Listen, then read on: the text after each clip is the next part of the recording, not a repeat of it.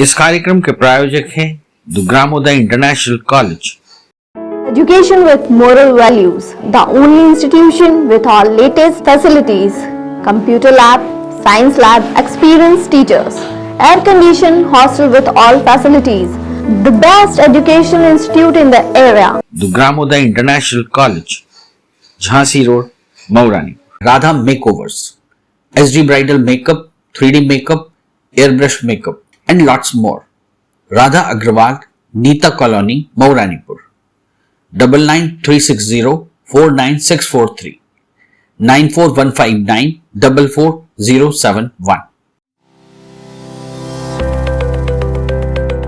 Hotel Kavya, smart residency and marriage house, सभी आधुनिक सुख सुविधाओं से पूर्णतः सुसज्जित, फुली एयर कंडीशन। शादी, party, birthday party, ring ceremony, seminar आदि अवसरों के लिए संपर्क करें। Hotel Kavya, smart residency and marriage house, station road, Mauranipur. Contact number 9450067967 05178260165। रानी झांसी के शहीद होने की कहानी निडर इतिहासकार की जुबानी। खूब लड़ी मर्दानी वह तो झांसी वाली रानी थी। आज यह स्लोगन एक प्रेरणा देने वाला स्लोगन है। झांसी की रानी लक्ष्मीबाई का जन्म 19 नवंबर 1835 में हुआ था। बचपन में मनुबाई के नाम से मशहूर रानी का विवाह सन 1850 में झांसी के राजा गंगाधर राव से हुआ था। सन 1851 में वो एक बेटे की मां बनी, लेकिन 4 माह बाद ही उनके बेटे का निधन हो गया। बेटे के निधन के बाद पति गंगाधर राव की तबीयत खराब रहने लगी। खराब तबीयत की वजह से 1853 में राजा गंगाधर राव का निधन हो गया। निधन से पूर्व राजा गंगाधर राव अपने चचेरे भाई के बेटे को गोद लेना चाहते थे। राजा के निधन के बाद रानी ने उसे गोद ले लिया, जिसका नाम दामोदर राव था। अंग्रेजों ने दामोदर के राजा बनने के फैसले को गैर कानूनी करार दिया। इसी वजह से झांसी की रानी लक्ष्मीबाई को झांसी का महल छोड़ना पड़ा था। कहा जाता है कि झांसी की रानी 3 घोड़ों का प्रयोग करती थी, जिनका नाम था पवन, बादल और सारंगी। 18 वर्ष की उम्र में अपने पति को खो देने वाली लक्ष्मीबाई अंग्रेजों के सामने कभी नहीं झुकी। जब ब्रिटिश सरकार ने रानी को पेंशन देने की बात कही तो झांसी से प्रेम करने वाली झांसी की रानी ने अंग्रेजी सरकार का यह प्रस्ताव ठुकरा दिया और अंग्रेजों के खिलाफ लड़ने की ठानी। तब उन्होंने अपनी एक सेना भी तैयार की थी। उनकी सेना में सिर्फ पुरुष ही नहीं बल्कि महिलाएं भी शामिल थी। रानी ने कसम खाई थी कि वो किसी भी तरह से ईस्ट इंडिया कंपनी के हाथों अपना किला नहीं देंगे। लक्ष्मीबाई ने झांसी को बचाने के लिए फौज तैयार की। उनके इस मिशन में उनके अपने दोस्त खान, खुदाबख्श, सुंदर, काशीबाई, लाला भरू बख्शी, मोतीबाई ने बहुत मदद की।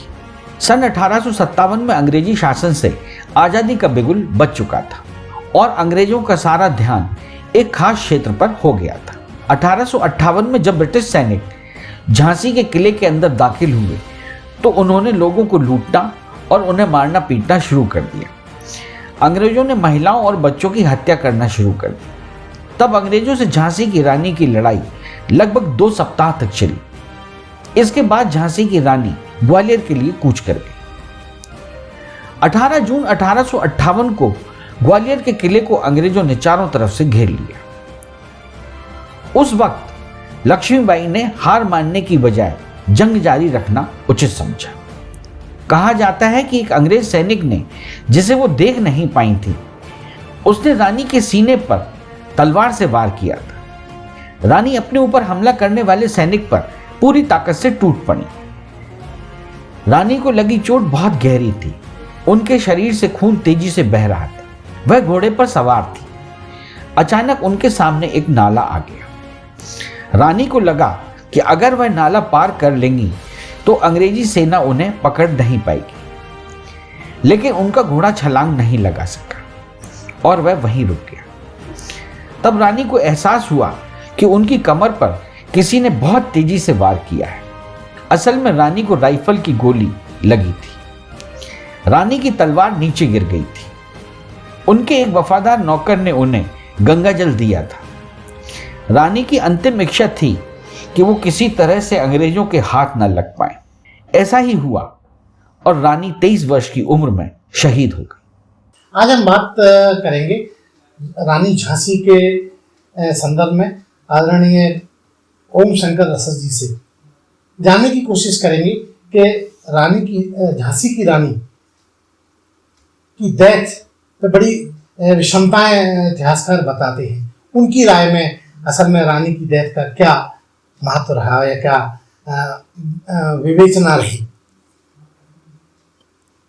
महारानी लक्ष्मीबाई की डेथ के बारे में जी,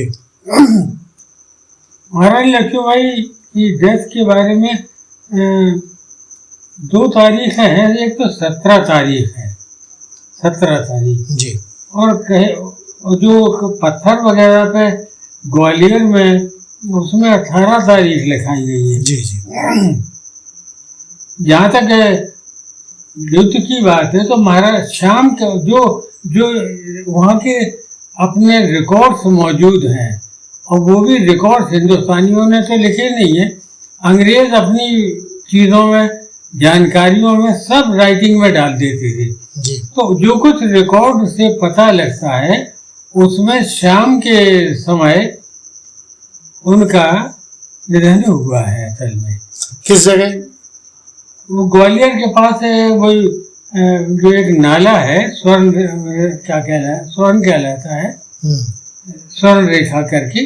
तो उस नाले के पास ही महारानी का जो अंतिम उनके ऊपर वार हुआ है जी, वो घोड़ा हुआ खड़ा हुआ मिला।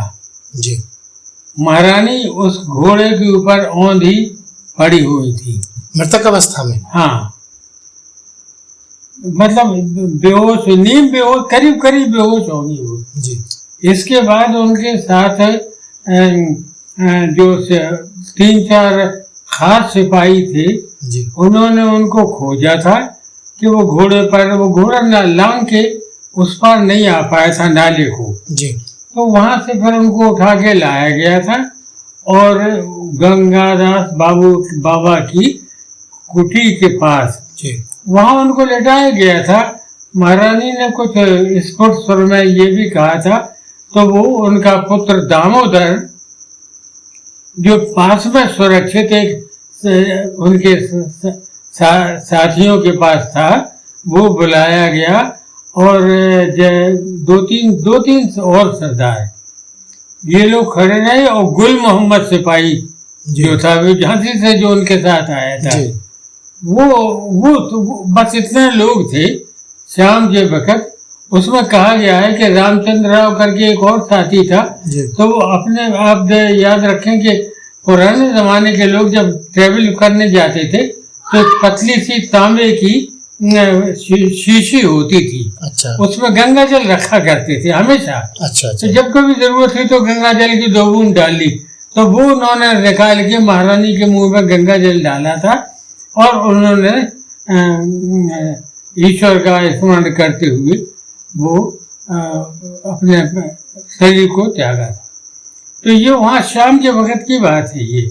अब इसके बाद वहाँ पर गंगादास की कुटी में जी, जो कुछ लकड़ी धूनी वगैरह चीजों के लिए थी और जो कुछ लकड़ी वहाँ थी वो सब निकाल के चिता बनाई गई और महारानी का अंतिम संस्कार उन चंद लोगों के सामने हुआ था। इसके बाद अंग्रेजों को इसकी तुरंत खबर बाद में गई, तो वो फिर आए थे, उन्होंने देखा, उन्होंने अपने जो बयान है वो अलग दर्ज की है रिकॉर्ड में।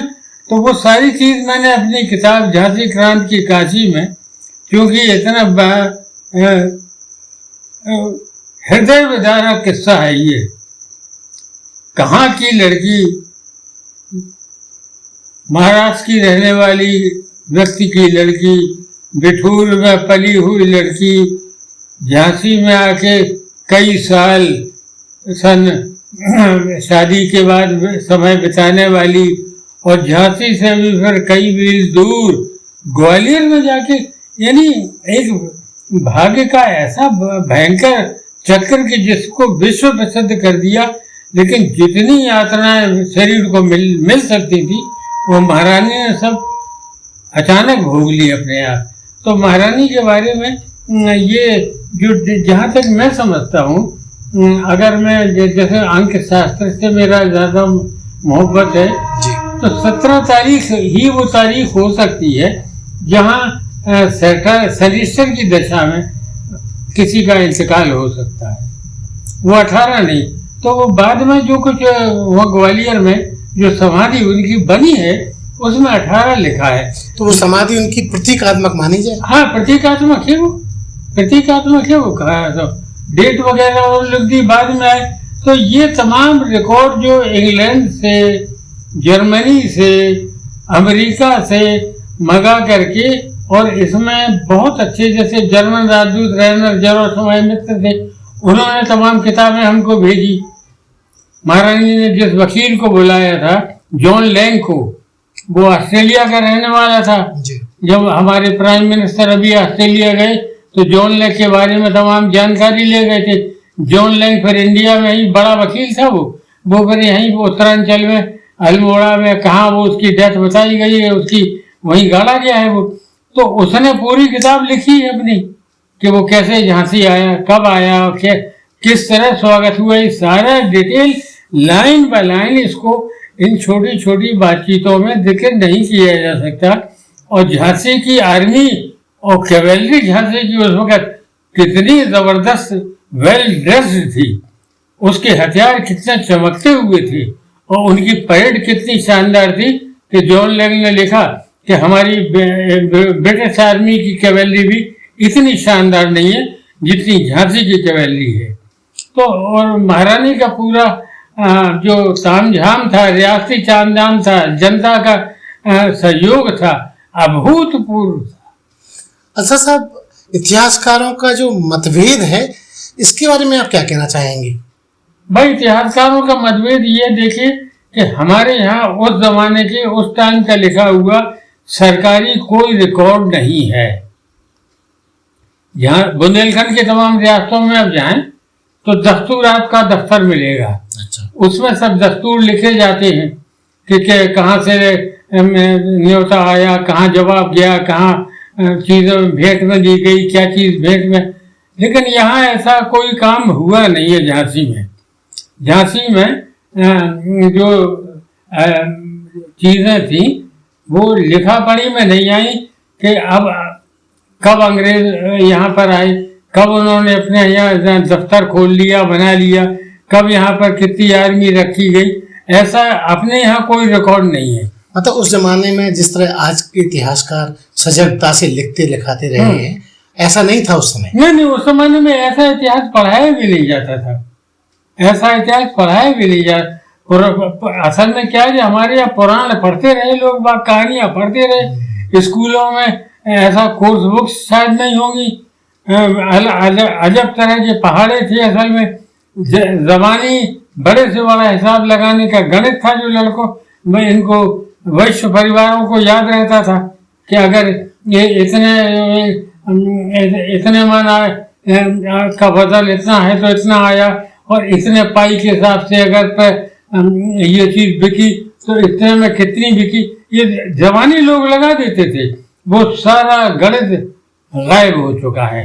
अब तो फिर जब अंग्रेजी शासन आया तो वो गणित का कायदे से, गिनती से, और फिर वो दूसरे ढंग से चला। सर, हमारे यहाँ सबसे बड़ी कमी ये है कि हम लोग, जैसे झांसी राज रहा होगा तो झांसी राज इंडिया है, जर्मनी है, एक हमारा जर्मनी का राजदूत हमारे यहाँ है, हमारा उनके यहाँ है। वो वहाँ हमारा हाल लिख रहे हैं, हम यहाँ उनका हाल लिख रहे हैं। जी जी। रिकॉर्ड मौजूद रहता था। हर कंट्री का राजदूत अपना रिकॉर्ड रखता है यहाँ पर, तो बाहर का भी रखता है, अपना तो है ही। तो ये चीजें उस वक्त इस तरह से फॉरेन डिपार्टमेंट नहीं हुआ करती थी। राजाओं का राज हुआ करता था, लोग वहाँ मिलते थे, कितनी फौज रखनी है, क्या करना है, ये तो है नहीं कि अगर यहाँ भुखमरी पड़ी है तो इंग्लैंड से या जर्मनी से या जावा से गेहूं शक्कर और चावल भेज दिए गए। ऐसा इतना आवागमन इतना विस्तृत नहीं था जितना कि आज हाँ, है। इतना विस्तार नहीं था। उस जमाने में सिर्फ राजा से संबंधित चीजें और अपनी वहां पर हैसियत क्या है, अपना अधिकार वहां पर कितना है, अपने ये था राजदूतों का काम। ठीक, ये थे ओम शंकर सर जी जो रानी झांसी की मृत्यु के बारे में हमें विस्तार से बता रहे हैं। इस चैनल को लाइक और सब्सक्राइब करना ना भूलें। देखते रहिए बंजारा बीट्स।